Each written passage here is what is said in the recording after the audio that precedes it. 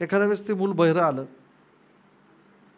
ते मूल आंधळ जन्माला आलं, त्या मुलाचा एखादा हातपाय नसला किंवा त्या मुलाला कुठला आजार असला, तर या मुलाला आहे त्या स्वरूपात स्वीकारणारं कोण? ती म्हणजे त्याची माय. आपली आई आपल्याला आहे त्या स्वरूपात स्वीकारते. तुम्ही नोकरीला गेले, तुम्ही जर डीफ असाल, बहिरे असाल, तर तुम्हाला तिथे नोकरी नाही मिळत. तुमची उंची जर कमी पडली तर तुम्ही सैन्यात नाही भरती होऊ शकत.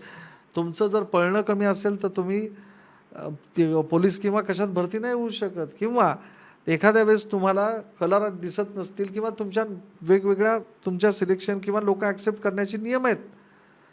पण तुमची आई आपलं लेकरू कसंही असो त्या स्वरूपात त्याला सामावून घेण्याची शक्ती आईमध्ये.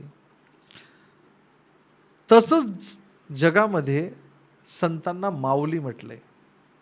का पिता नाही म्हटलं? का पितामह नाही? ज्ञानेश्वर माऊली, सगळ्यांना माऊलीच, संतांना सगळ्या माऊलीच म्हटले. सद्गुरू गजानन महाराज ही माऊली आहे. मी सांगितल्याप्रमाणे सद्गुरू गजानन महाराजांचे कोणते ओव्या नाहीत, अभंग नाहीत, काही नाही, काहीच नाही. त्यांची भक्ती म्हणजे काय? लीन होणं. तू माझी आई आहे, मी तुझ्यावर, तुझ्या सगळं आजपासून मी तुझ्यावर सोडलं, तू ठरव माझं काय करायचं.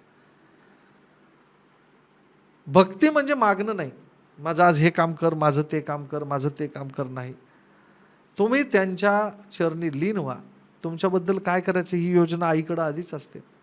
आपलं जीवनात काय करायचं ही योजना आईजवळ असते. त्या पद्धतीने गजानन महाराजांच्या भक्तीची योजना गजानन महाराजांकडे आलीच आहे. गजानन महाराजांची भक्ती साधी कशी? गजानन महाराजांच्या भक्तीला गजानन महाराजांचा गणगण गणात बोते सोडला तर कुठला मंत्रही नाही. गजानन महाराजांच्या कुठं असं लिखित नाही की हे व्रत करा, ते व्रत करा, अजिबात नाही. गजानन महाराजांनी असं कुठंच सांगितलेलं नाही की हे उपास करा, ते उपास करा किंवा. पण त्याचबरोबर गजानन महाराजांनी कुठल्या दुसऱ्या व्रत उपासनेला किंवा देवताला नाकारलं नाही, हे सुद्धा त्या ग्रंथामध्ये नोंद आहे. गजानन भक्ती ही तुम्ही चालता बोलता करू शकता. चालता बोलता भक्ती करायचं म्हणजे काय? त्यांच्याशी लीन व्हायचं की हे सगळं तुझं आहे आणि मी तुझ्याजवळ दिलंय, माझं काय करायचे तू ठरव. करते करविते भले श्री गजानन महाराज, एवढं म्हणायचं आणि सगळं सोडून द्यायचं. बाकी काय होतं ते तुम्ही बघा.